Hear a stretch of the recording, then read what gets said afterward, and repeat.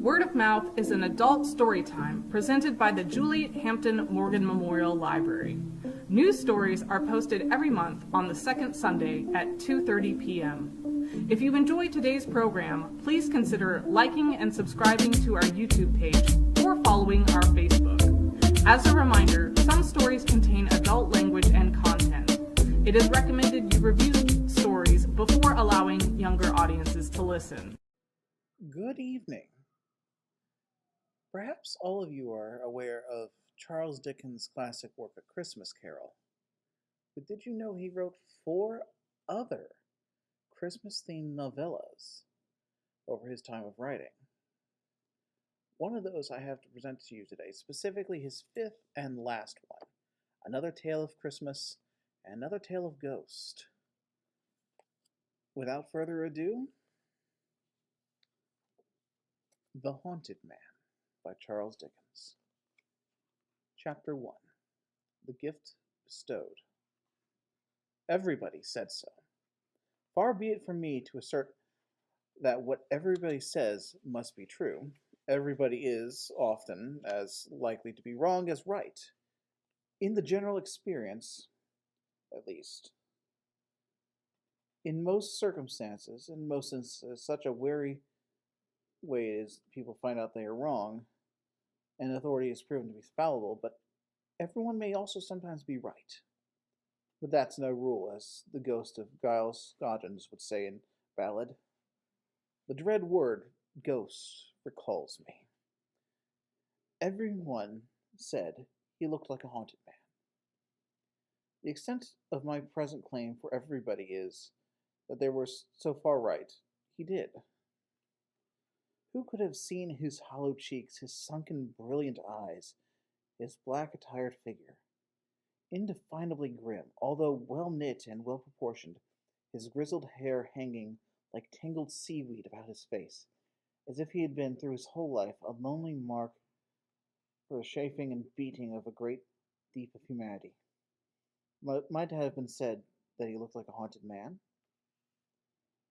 Who could have observed his manner, taciturn, thoughtful, gloomy, shadowed by habitual reserve, retiring always, and jocund never, with a distraught air of reverting to a bygone place and time, or of listening to some old echoes in his mind, but might have said it was the manner of a haunted man?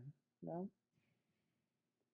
Who could have heard his voice, slow speaking, deep and grave, with a natural fullness and melody, which he seemed to have set himself against and stop, but might have said that his voice seemed like that of a haunted man?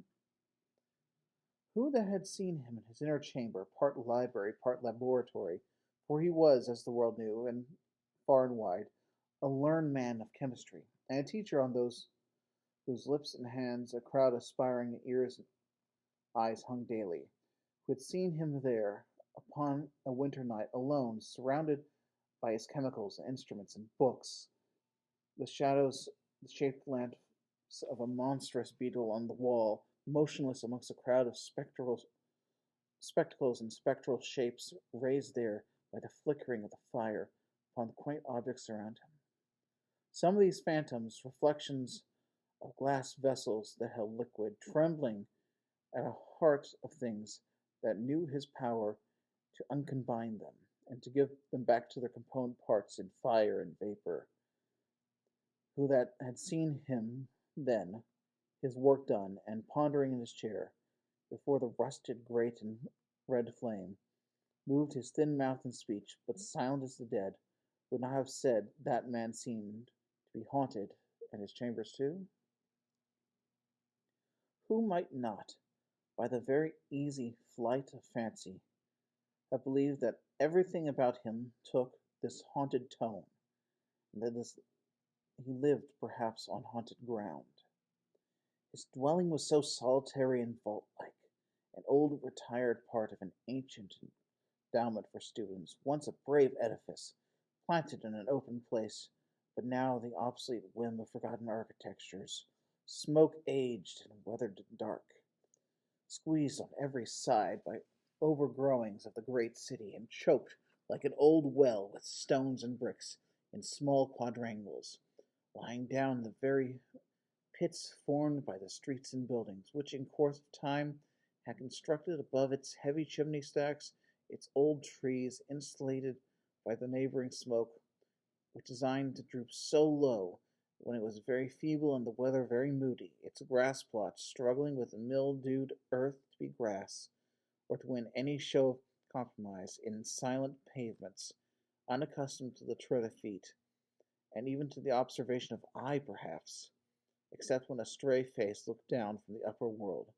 wondering what nook it was, its sundial in like a little bricked corner where no sun had strangled for 100 years, but where in compensation for the sun's neglect, the snow would lie for weeks, when it lay nowhere else in the city, and the black east wind would spin a huge humming top, where in all other places it was silent and still. His dwelling at its heart and core, within doors at his fireside, was so lowering and old, so crazy yet so strong, with its worm-eaten beams of wood ceiling, and its sturdy floor shelving down to the great oak chimney piece, so environed and hemmed in by the pressure of the town, yet so remote in fashion, age, and custom, so quiet yet so thundering with echoes when a distant voice raised or a door was shut, echoes not confined to the many low passages and empty rooms, but rumbling and grumbling till they were stifling in the air, the forgotten crypt where the Norman arches were half buried in the earth. You should have seen him in his dwelling about twilight, in the dead winter time, when the wind was blowing shrill and shrewd, with the going down of the blurred sun, when it was just so dark, as the forms of things were indistinct and big, but not wholly lost. When sitters by the fire began to see wild faces and figures, mountains and abysses, ambuscades and armies in the coals, when people in the streets bent down their heads and ran before the weather, when those who were obligated to meet it were stopped at angry corners, stung by wandering snowflakes alighting on the lashes of the eye, which fell too sparingly or blown away too quickly to leave traces upon the frozen ground. When the windows of private houses closed up tight and warm, when lighted gas began to burst forth in the busy and quiet streets, fastening themselves cold otherwise, when stray pedestrians shivering along the ladder looked down at the glowing fires in the kitchens and sharpened their sharp appetites by sniffing up the fragrances of the whole miles of dinners, when travelers by land were bitter cold and looked weary on the gloomy landscapes, rustling and shuddering in the blast, when mariners at sea, outlying upon icy yards, were tossed and swung above the howling oceans dreadfully, and lighthouses on rocks and headlands showed solidarity and watch, the benign sea-birds rested upon and against their ponderous lanterns and fell dead.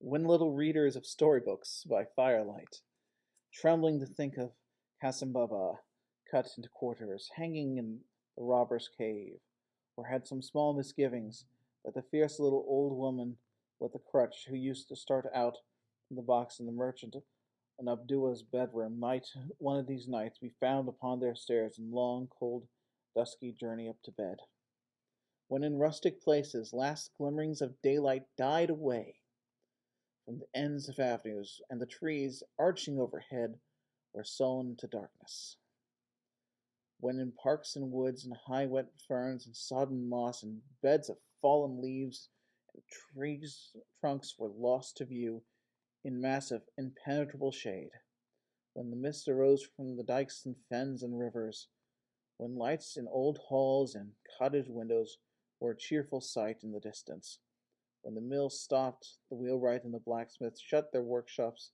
the turnpike gate closed, the plough and harrow were left lonely in the field, the laborers and the teams all went home, and the striking of the church clock had a deeper sound than at noon, and the churchyard wicket would be swung no more in that night, when twilight everywhere released the shadows, prisoned up all day, that now closed in and gathered like mustering swarms of ghosts, when they stood lowering in corners of rooms and frowned out from behind half-open doors, when they had full possession of the unoccupied apartments, that is, when they danced upon the floors and walls and ceilings of uninhabited chambers, while the fire was low and withdrew like an ebbing water when it sprung to a blaze, when they fantastically mocked the shapes of household objects, making nurses as an ogre, a rocking horse a monster, the wandering child half scared and half amused, a stranger to itself, the very tongs upon the hearth, the straddling giant with his arms akimbo, evidently smelling of the blood of an Englishman, and wanting to grind people's bones to make bread. When these shadows brought into the mind of older people, others sought and showed them different images. When they stole from their retreats in the likeness forms and faces of the past, from the grave perhaps even, from the deep, deep gulf where things might have been and never were, and always wandering. When he sat, already mentioned, gazing at the fire as such, when as it rose and fell the shadows went and came, when he took no heed of them with his bodily eyes, but let them come or let them go, looked Fisk at the fire. You should have seen him then. When the sounds that arisen with the shadows and come out of lurking places at the twilight summons seemed to make deep stillness about him, when the wind was crumbling the chimney, sometimes crooning, sometimes howling in the house, when the old trees outside, shaken and beaten, that once old rook, unable to sleep, processed now and then with a feeble, high-sounding caw, when at intervals the windows trembled and the rusty vane upon the turret top complained, the clock beneath it recorded yet another quarter of an hour was gone, or the fire collapsed and fell into the rattle. That's when a knock came at the door, in short, as he was sitting, and was so roused. "Who is that?" he said. "Come in." Surely there had been no figure leaning on the back of the chair, no face over it. It certainly had no gliding footsteps that touched the floor as he listened, then lifted up his head with a start and spoke. Yet there was no mirror in the room on whose surface could form his own image and could cast its shadow for a moment, and something had passed darkly and gone.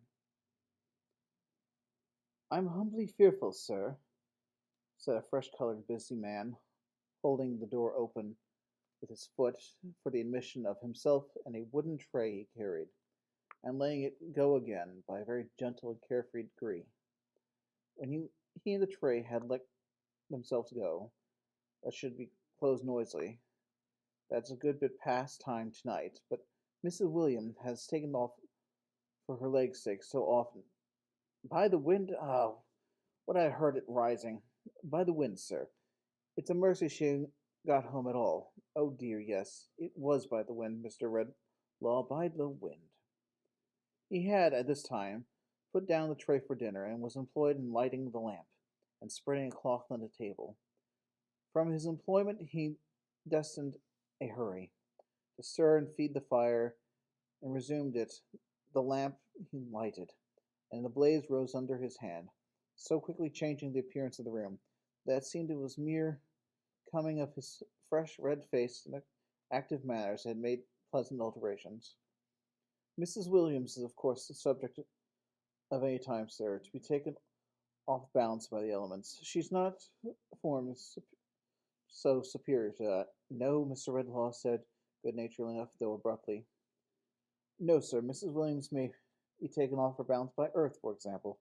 Last Sunday, when sloppy and greasy, she was going out to tea with her newest sister-in-law, and having a pride in herself, and wishing to appear perfectly spotless though pedestrian, Mrs. Williams may be taken off her balance by the air, as being once over-persuaded by a friend to try a swig of Peckham fare, which acted upon her in a continuously insanity like a steamboat. Mrs. Williams may be taken off balance by fire, as such on a false alarm of engines at her mother's, when she went 2 miles in her nightcap. Mrs. Williams may be taken off her balance by water, as with Battersea, and was rowing down to the piers with her young nephew, Charles Swigger, Jr., aged 12, which had no idea what boats were. These are the elements. Mrs. Williams was taken completely out of it by the elements for the strength of her character to come into play. He stopped for a reply, which was yes, for the tone as before. Yes, sir. Oh dear, yes, said Mr. Swidgers, still proceeding with the preparations and checking them off as he had made them. That's where it is, sir. That's what I always say to myself, sir. Such a many of us. Why, my father, sir, he kept a custodian of the institution, 87 years old. He, sir, is one of my family, indeed. True, William, said the patient and abstracted answer, when he had stopped prattling again. Yes, sir, Mr. Swidger said. That's what I always say, sir. You may call him a trunk of a tree. Then you call him successor to my worthy self. And Mrs. Williams, well, she's both. Then you can come all to my brothers and sisters and their families, man, woman, boy, and girl, while with the cousins, uncles, aunts, and relations of that part altogether degree, and what not degree, and marriages and lying in my family, of the Swidgers family, might take hold of hands and make a ring around England, and you'd find it the same. Receiving no reply here at all from his long rant, from the thoughtful man who he addressed, Mr. William approached him near and made a feint of accidentally knocking the table with a decanter to rouse him. The moment he succeeded, he went on, as if in great alacrity of acquaintances. Yes, sir, that's just what I say of myself, sir. Mr. Williams, Mrs. Williams, and me have often said so. There's enough of the Swidgers family for all the world, we say, without any voluntary contributions. In fact, sir, my father is a family in himself, to take care of, and it happens all the best that we have no children of our own, though it's often made Mrs. Williams quite rather unlike it, too. Quite ready for the fowl and mashed potatoes, sir? Mrs. Williams said she dished them 10 minutes when I left the lodge. I am quite ready, said the other, walking to and fro as if from a dream sorts. Mrs. Williams has been at it again, said the keeper as he stood warming a plate by the fire and pleasantly shading his face with it. Mr. Redclaw stopped in his walking. An expression of interest appeared in him. But I always say myself, sir, she will do it. There's a motherly feeling in Mrs. Williams' heart that must and will always have been. What has she done? Why, sir, not satisfied with being sort of mother to all young gentlemen that come up from a variety of parts to attend your courses and lectures at this ancient foundation? It's surprising how stone chimney catches the heat. It's frosty weather, to be sure. He turned the plate and cooled his finger. Well, Mr. Redlaw said, That's just what I say myself, sir, said Mr. Williams, speaking over his shoulder as if in ready and delight of being recognized. That's exactly, sir. There ain't one of our students but appears to regard Mrs. Williams in that light. Every day, right through that door, they put their heads to the lodge, one after another. They've all got something to tell her or something to ask her. Swidge is the application by which they all speak of Mr. and Mrs. Williams in general, among themselves, I'm told, but that's not what I say, sir. Better be called ever so far your own name, but it's done in real liking to have it made ever so much of and not cared about. What's the name for? To know a person by? If Mrs. Williams is known by something better than her name, I'll allude to Mrs. Williams' qualities and disposition. Never mind a name, though it is Swidgers by rights. Let's call her Swidge, Widge, Bridge, Lord, London Bridge, Blackfriars, Chelsea, Putney, Waterloo, Hammersmith. Superstitions, if they all like, they all go through the same. The close of the triumphant oration brought him and a plate the table, which he had half laid and half dropped, with a lively sense of being thoroughly heated, just as the subject of his praise entered the room, bearing yet another tray and a lantern, followed by a venerable old man with long gray hair. Mrs. Williams, like Mr. Williams, was a simple, innocent-looking person, in which smooth cheeks and cheerful red of her husband's official waistcoat was very pleasantly repeated. But whereas Mr. Williams' light hair stood on end all over his head, and seemed to draw up the eye from with it an exciting, bristling readiness for everything, the dark brown hair of Mrs. Williams was carefully smoothed down, and waved under a trimly tidy cap, in which most exact and quiet manner imaginable, whereas Mr. Williams' very trouser hitches seemed to themselves up to the ankle, as if it were on the iron-gray nature of rest without looking about them. Mrs. Williams' neatly flowered skirt, red and white, like her own pretty face, were all composed and orderly, as if the very wind that blew so hard at the doors could not disturb their folds, whereas his coat had something of a far-away and half-off appearance about collar and breast. Her little bodice was so placid and neat, there should have been protection for her, if she needed any, with the roughest people.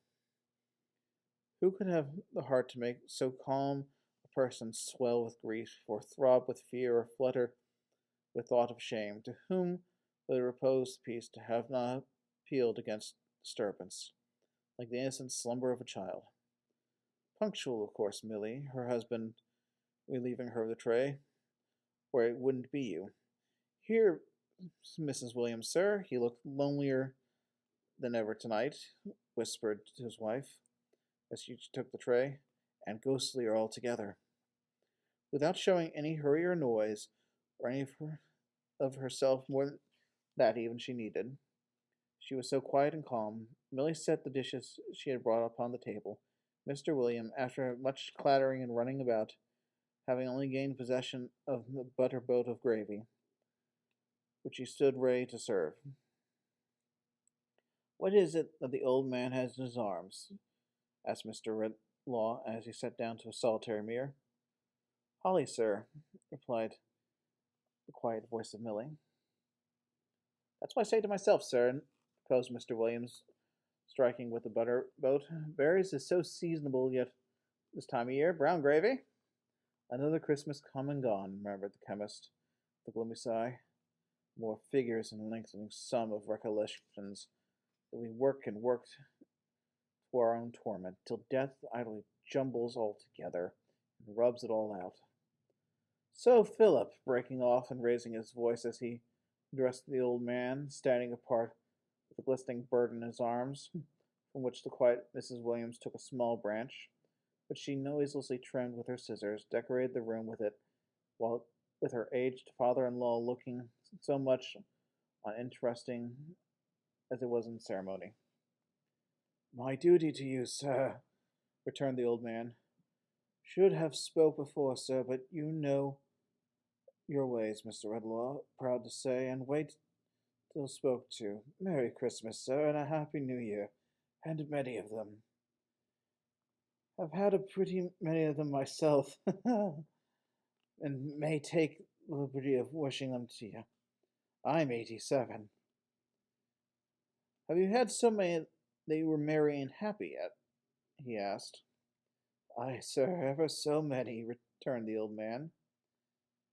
"Is his memory impaired with age?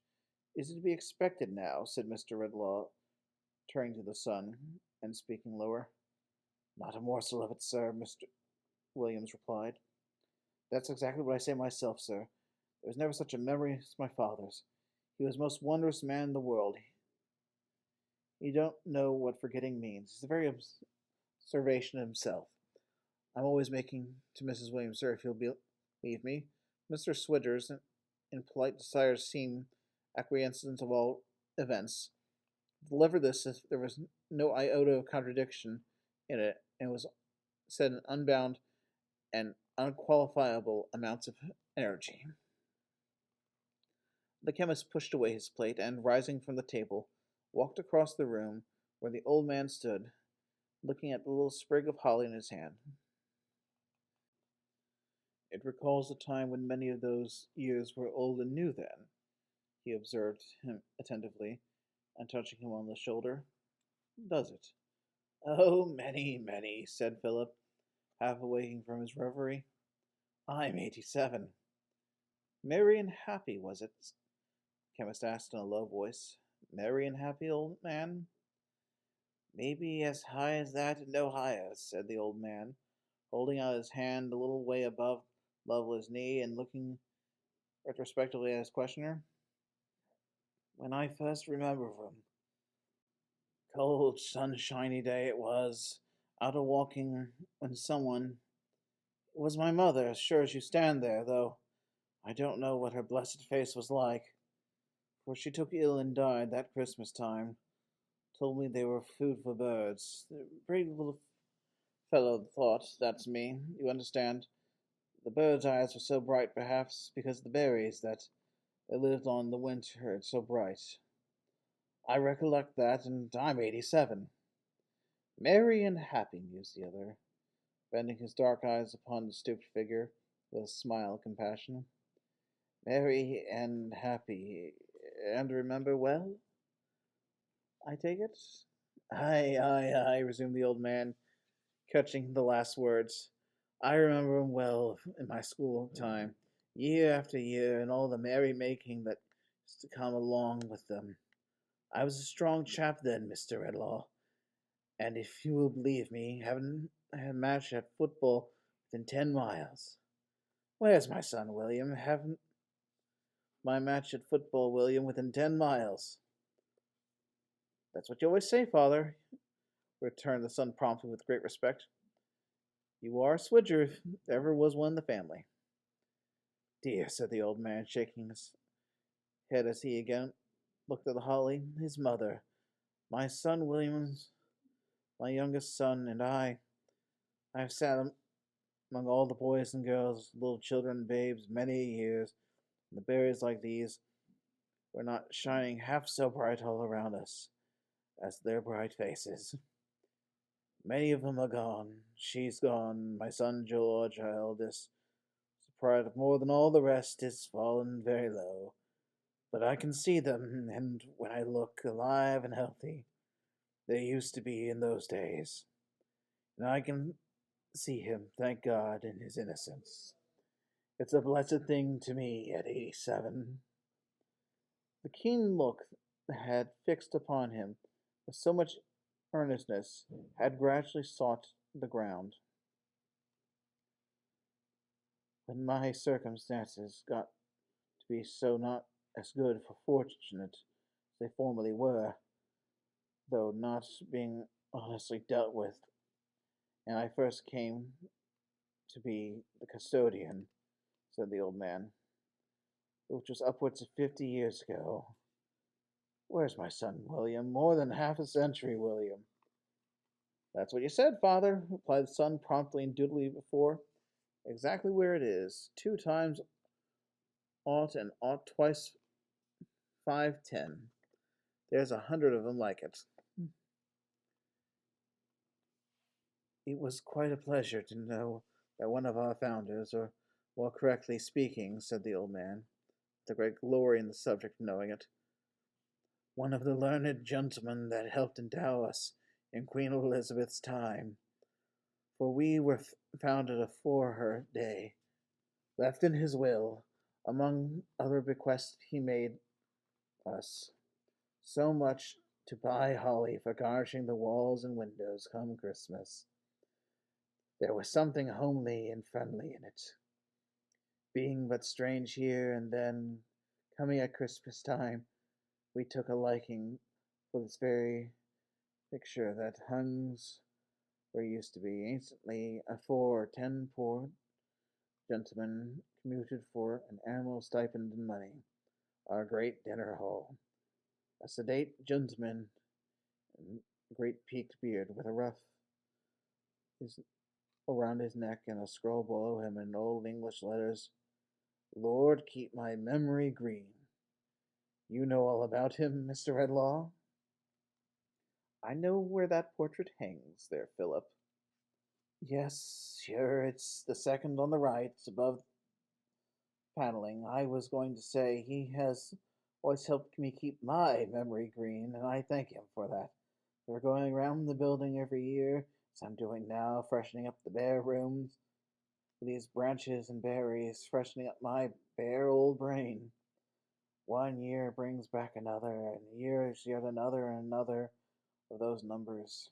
At last it seems to me, if the birth time of our Lord was the birth time of all I have ever affection for, or mourned for, or delighted in, and I'm a pretty happy many years then, for I am 87. Merry and happy, murmured Redlaw to himself. The room began to darken strangely. So you see, sir, pursued old Philip, whose hale, wintry cheek had warmed into a ruddier glow, and whose blue eyes had brightened as he spoke, I have planned to keep what I have keep this present season. Now where's my quiet little mouse, chattering the sin of my time of life, chattering's the sin of my time of life, and there's half the building yet to do. If the cold doesn't freeze us first, the wind blow us away, or the darkness don't swallow us up. The quiet mouse had brought her calm face to his side and silently taken his arm before he finished speaking. Come away, my dears, said the old man. Mr. Redlaw won't settle to his dinner otherwise till it's cold as the winter itself. I hope you'll excuse my rambling on, sir. I wish you good night, and once again a merry stay, said Mr. Redlaw, resuming his place at the table more. It seemed from him his manner to reassure the old keeper than any resemblance of his own appetite. Spare me another moment, Philip. William, you were going to tell me something of your excellent wife's honor. I will not be disagreeable to her to hear you praise her. What was it? Why, that's where it is. You see, sir, returned Mr. William Swagger, looking towards his wife in considerable embarrassment. Mrs. Williams got her eye on me. But you're not afraid of Mrs. Williams' eye? Why, no, sir, returned Mr. Switters. That's what I say myself. I wouldn't be afraid of her. I wouldn't have been so mild as intention, but I wouldn't like to Billy him, down the building. Mr. Williams, standing behind the table, rummaging disconcertedly amongst the objects upon it, directly persuasive glances towards Mrs. William, and secret jerks of his head, and threw a thumb at Mr. Redlaw, luring her towards him. Him, my love, said Mr. William. Down in the building. Tell, my dear, you're the works of Shakespeare in comparison to myself. Down the buildings, my love, student? Students, repeated Mr. Redlaw, raising his head. That's why I say, sir, cried Mr. Williams in the utmost animation of assent, if it wasn't for the poor student down in the building, why you should wish to hear from Mrs. Williams' lips. Mrs. Williams, my dear, the buildings? I didn't know, said Milly, quite frankness, free from haste or confusion, that William had said anything about it, or I wouldn't have come. I asked him not to. It's a sick young gentleman, sir, and very poor, I'm afraid. He's too ill to go home for his holiday time, and lives, unknown to anyone, in but a common kind of lodging for a gentleman, down in the Jerusalem building. That's all, sir. Why haven't I heard of him? Said the chemist, rising hurriedly. Why has he not made his situation known to me? Sick, give me a hat and cloak. Poor, what house, what number? Oh, you mustn't go there, sir, said Milly, leaving her father-in-law and calmly comforting him with collected face and folded hands. Not go there? Oh, dear, no, sir, said Milly, shaking her head as it manifested self-evidently possible. It couldn't be thought of. What do you mean? Why not? Well, you see, sir, said Mr. Withers, persuasively and confidently, that's why I say, depending upon it, the young gentleman would never have made his situation known to one of us men, but Mrs. Swidgers has got his confidence, and it's quite different. They all confide in Mrs. Williams. They trust her. A man, sir, couldn't gotten a whisper out of him, but a woman, sir, and Mrs. Williams combined at that. There's no good sense and delicacy in what you're saying, William, returned Mr. Redlaw, observing of the gentle and composed face upon his shoulder, and lay a finger on his lip, and secretly put his purse into her hand. Oh dear, no, sir, cried Milly, giving it back again. Worse and worse. Couldn't dream of it. Such a staid, matter-of-fact housewife she was, and so unruffled by this momentary haste of this rejection that an instant afterwards she was tidily picking up the few leaves which had strayed from between her scissors upon her apron and arranged the holly. When she rose from her stooping posture, that Mr. Redlaw was regarding her with doubt and astonishment, she quietly repeated, looking around, while, with other fragments that might have escaped her observation, "Oh dear, no, sir. He said that all the world he could not be known to you or receive help from you, though he is a student in your class. I made no terms of secrecy with you, and I trust you honor it completely." "Why did he say so?" "Indeed, I can't tell, sir," said Milly, after thinking a little. "'Cause I'm not as clever, you know. I wanted to be useful upon him, to make things neat and comfortable for him, and full of myself that way, but I know he's poor and lonely, and I think he is somehow neglected too. How dark it is!" The room darkened more and more. There was a very heavy gloom of shadows hanging behind the chemist's chair. "What more about him?" he asked. "He engaged to be married when he can't afford it," said Milly, "and is studying, I think, to qualify himself to earn a living. I have seen a long time that he has studied hard and denied himself much. How very dark it is!" "It's turning colder, too," said the old man, rubbing his hands. "There's a chill and dismal feeling in this room. Where's my son William? William, my boy, turn the lamp and rouse the fire." Milly's voice resumed, quite musically, and softly played. "He muttered in his broken sleep yesterday, after talking to me, about some one dead, some great wrong done that could never be forgotten. But whatever to him or to another person, I don't know. Not by him, I'm sure.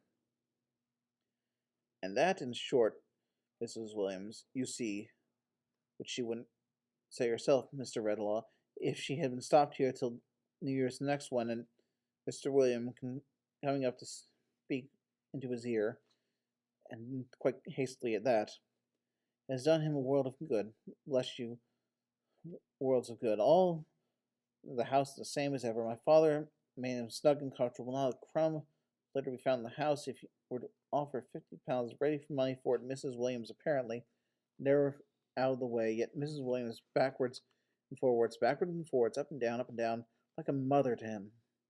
The room turned somehow darker and colder, and gloom and shadow being again gathering behind the chair was heavier.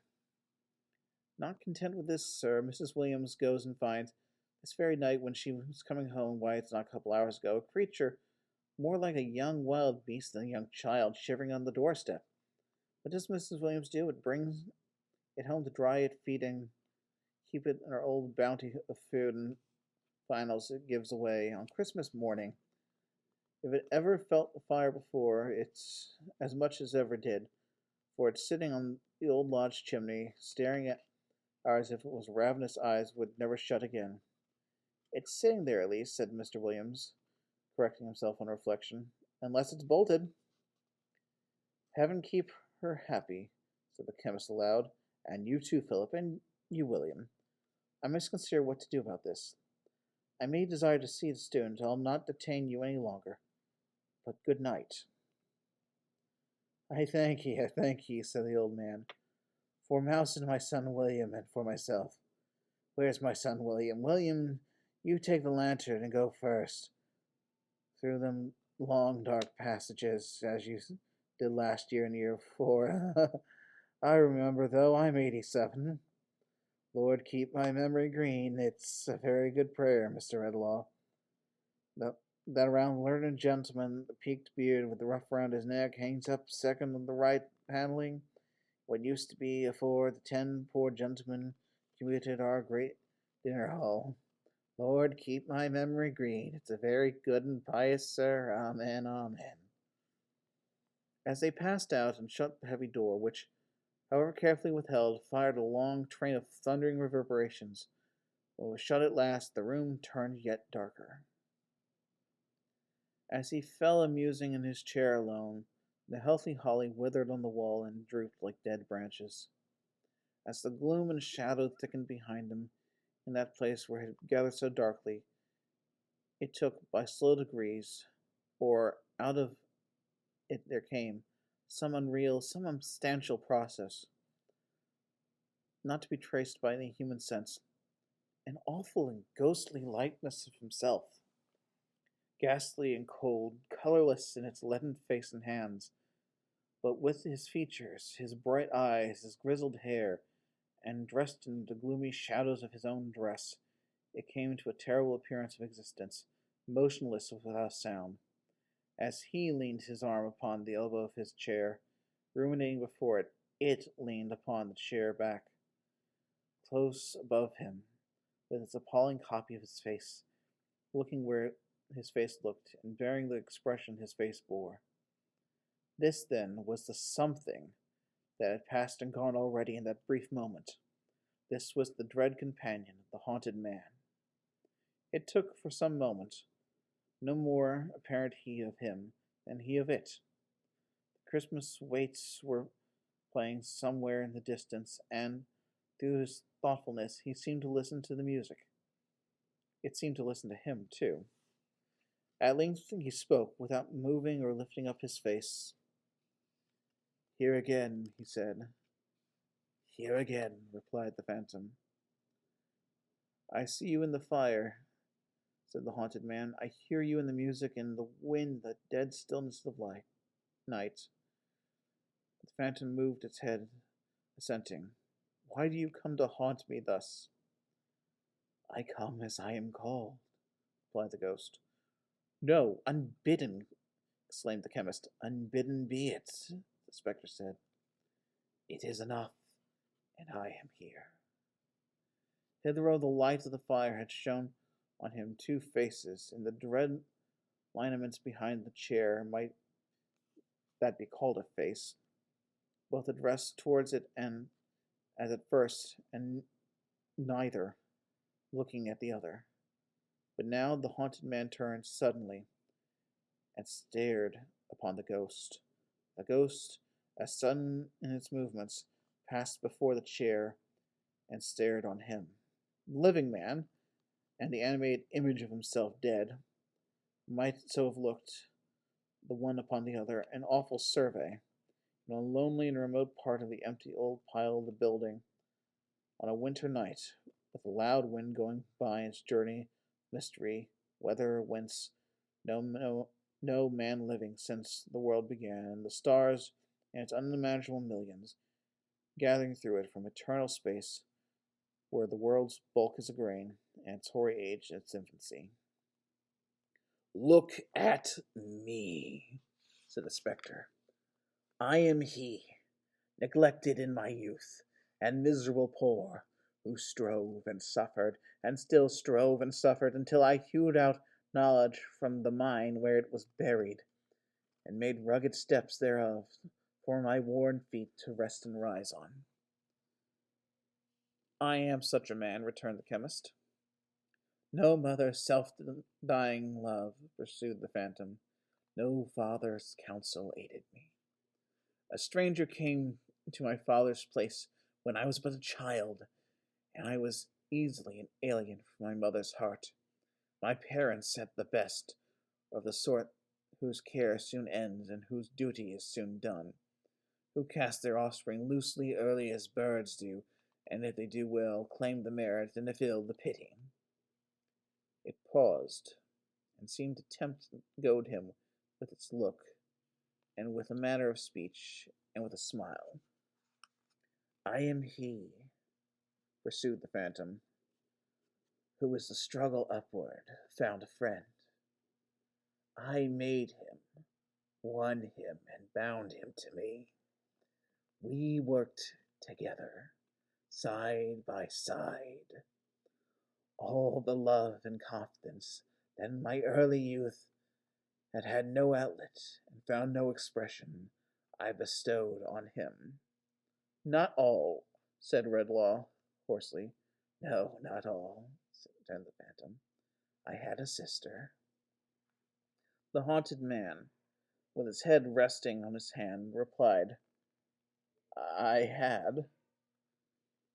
The phantom, with an evil smile, drew closer to the chair, and resting his chin upon its folded hands upon the back of the chair, looking down at his face with searching eyes that seemed instinct with fire, went on. I saw her in the fire, but now I heard her in the music, in the wind, in the dead stillness of night, returned the haunted man. Did he love her? Said the phantom, echoing his contemplative tone. I think he did once. I'm sure he did. Better she had loved him less secretly, less dearly, from the shallower depths of a more divided heart.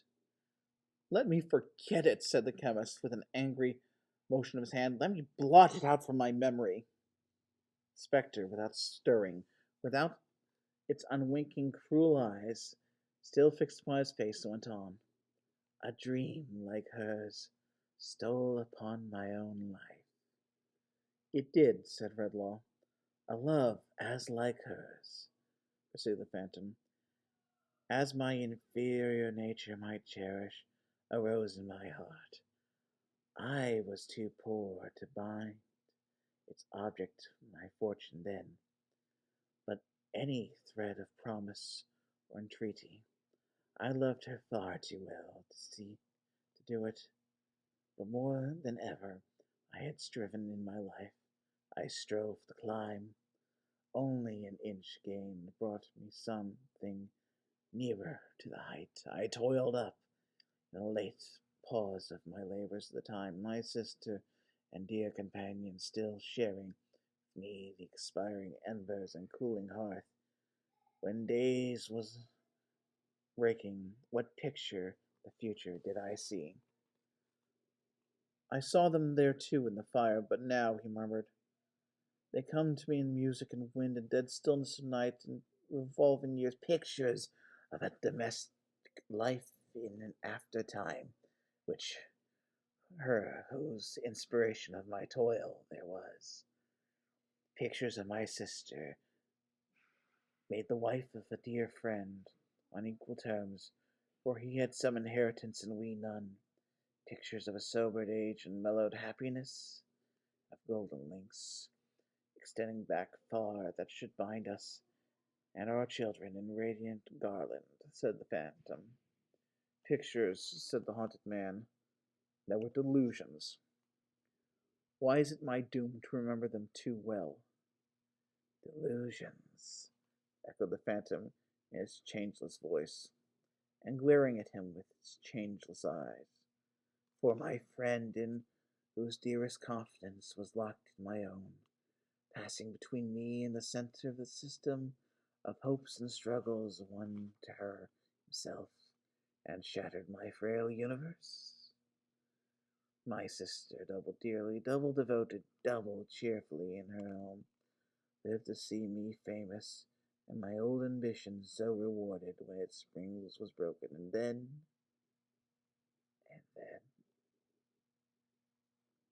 she died, the haunted man interposed. Died gentle and happy as ever, with no concern but for her brother, in peace. The phantom watched silently. Remembered, said the haunted man after a pause. Yes, Solo remembered that even now, when years have passed and nothing is more idle, more visionary to me than the boyish care so long outlived, I think of it with sympathy, that if I were a younger brother or sons, sometimes I even wonder when her heart first inclined to him, and how he'd been affected towards me, not lightly once, I think. But that is nothing. Early unhappiness, a wound from a hand I loved and trusted, a loss that nothing can replace, outlive such fancies. Thus, says the phantom, I bear within me a sorrow and a wrong. Thus I prey upon myself. Thus memory is a curse. And if I could forget sorrow and my wrong, I would. Mocker! Cried the chemist, leaping up and making with an awful hand at the throat of the other self.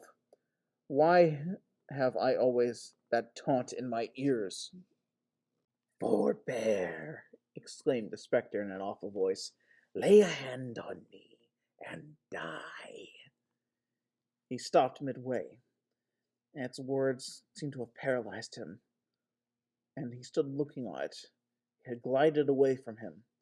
It had its arms raised high in a warning, and a smile passed over its unearthly features as if it reared its dark and triumphant figure. If I could forget my sorrows and wrongs, I would, the ghost repeated.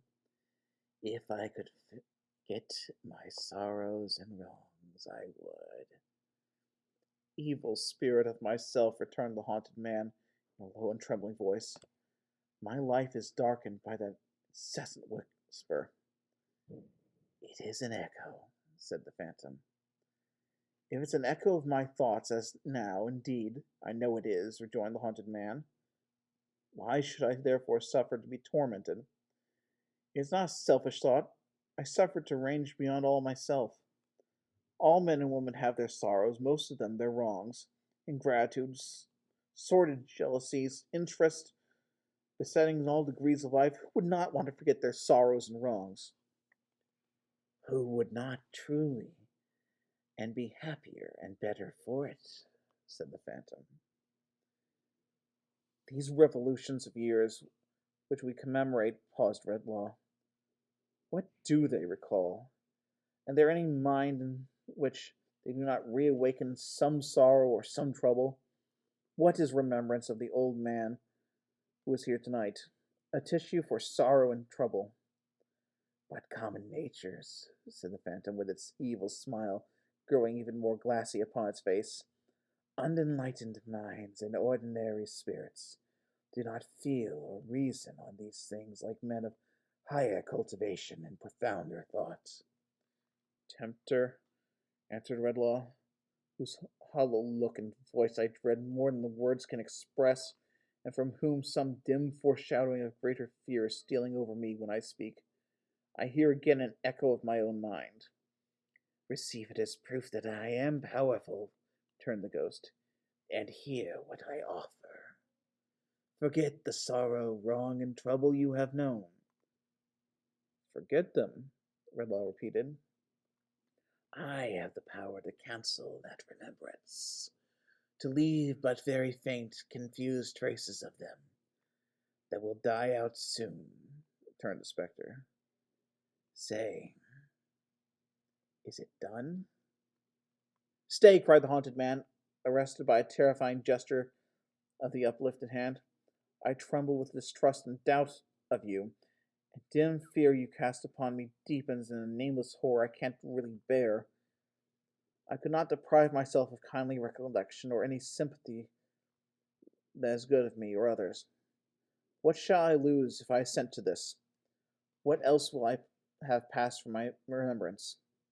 No knowledge, no results of study, nothing but the intertwisted chain of feelings and associations, each in its turn dependent on, nourished by, the banished recollections. Those will go. Are they so many? Said the haunted man, reflecting in alarm. They have been wont to show themselves in fire, in music, and in wind, in the dead stillness of night, in the revolving years, returned the phantom scornfully. In nothing else? The phantom held his peace.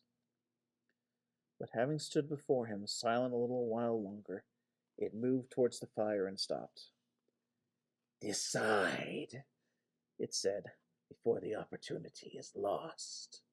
A moment! I call heaven to witness, said the agitated chemist, that I have never been a hater of my kind, never morose or indifferent or hard about anything around me. If living here alone, I have made too much of all that was and might have been, and too little of what is. The evil, I believe, has fallen upon me, and not on others. But if there were poison in my body, should I not, possessed of antidotes and knowledge of how to use them, indeed use them?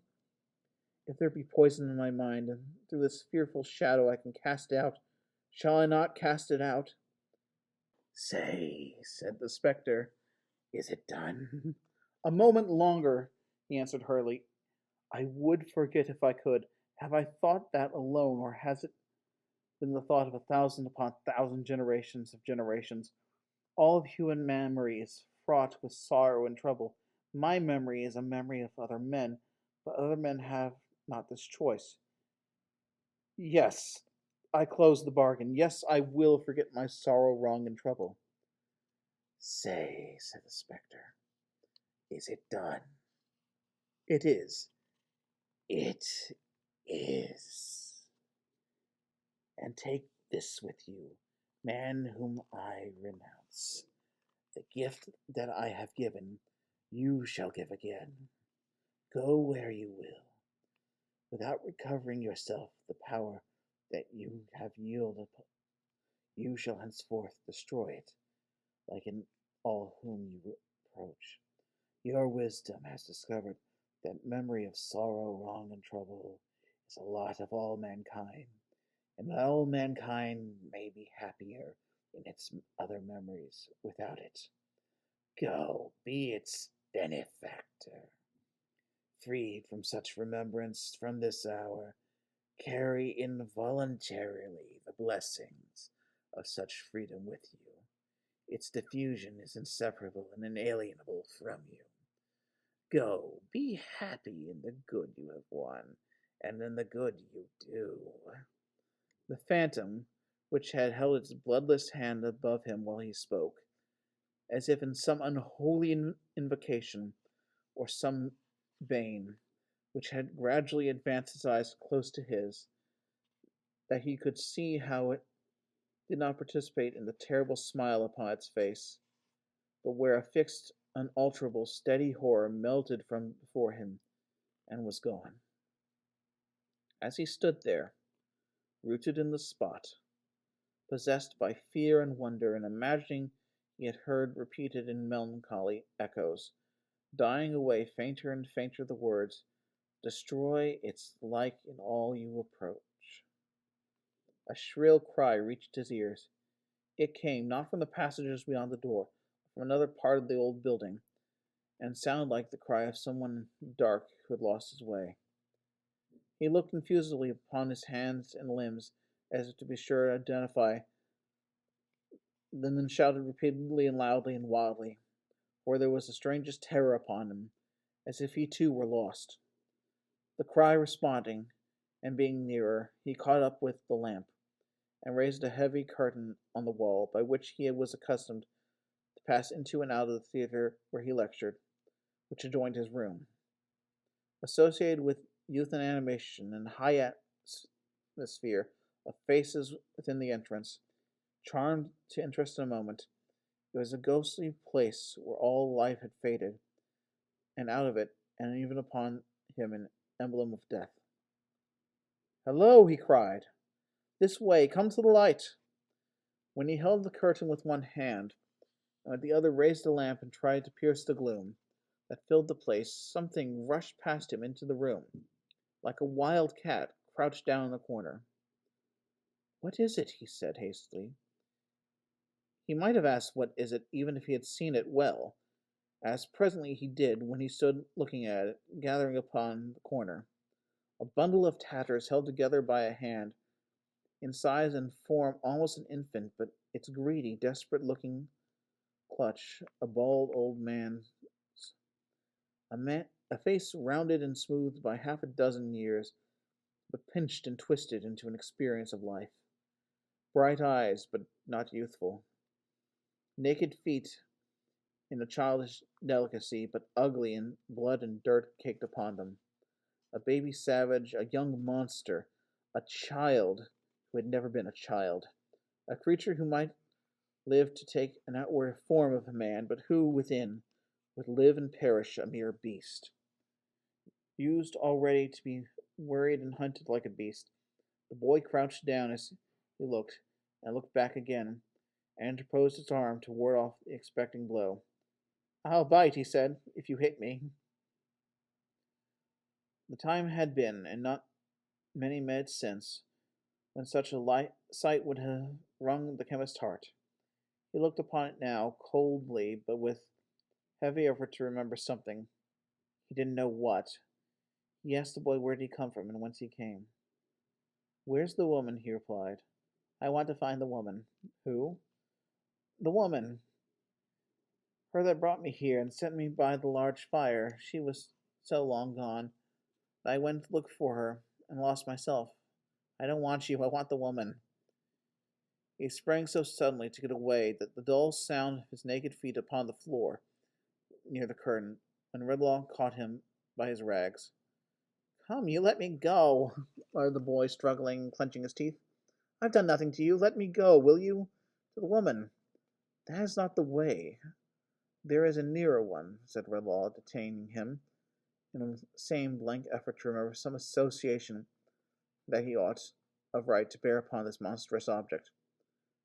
"What is your name?" "Got none." "Where do you live?" "Live? What's that?" The boy shook his hair from his eyes and looked at him for a moment, and then, twisting around his legs and wrestling upon him, broke again into a repetition of, "You let me go, will you? I want to find the woman." The chemist led him to the door. "This way," he said, looking at him, still confused, but with repugnance and avoidance growing out of his coldness. "I'll take you to her." The sharp eye of the child's head, wandering around the room, lighted on the table where the remnants of dinner was. "Give me some of that," he said covetously. "Has she not fed you?" "I shall be hungry again tomorrow, shan't I? Ain't I hungry every day?" Finding himself released, he bounded to the table like some small animal of prey, hugging to his breast bread and meat and his own rags all together, said, "There, now take me to the woman." As the chemist, with a new-born dislike to touch him, sternly motioned him to follow, and was going to go out the door, he trembled and stopped. "The gift I have given, you shall give again, go where you will." The phantom's words were blowing into the wind, and the wind blew its chill upon him. "I'll not go there tonight," he murmured faintly. "I'll go nowhere tonight. Boy, straight down this long, dark, arched passageway, and past the great door in the yard. You'll see fire shining in the window there." "The woman's fire?" inquired the boy. He nodded. The naked feet had sprung away. He came back with his lamp, locked the door hastily, and sat down in the chair, covering his face like one who is frightened of himself. For now he was, indeed, alone. Alone. And that has been the first chapter of The Haunted Man by Charles Dickens. And if you're interested in that, or perhaps the more classic tale, or another one of his stories, we have most of Charles Dickens' work here in the library. At all 10 locations, we have at least some version of A Christmas Carol, and most of those come, due to the short nature, with The Haunted Man and another tale called The Chimes. If you're interested in another Christmas ghost story, as that tended to be Dickens' special in his later years, I highly recommend this book. And if you want to figure out more what happens, you can also read it online through Hoopla or CloudLibrary, or listen to the audiobook versions in the same locations. This has been Robert Tobias, and on behalf of the Montgomery City County Public Library, have a happy holiday and keep reading. Word of Mouth is an adult story time presented by the Juliette Hampton Morgan Memorial Library. New stories are posted every month on the second Sunday at 2:30 p.m. If you enjoyed today's program, please consider liking and subscribing to our YouTube page or following our Facebook. As a reminder, some stories contain adult language and content. It is recommended you review stories before allowing younger audiences to listen.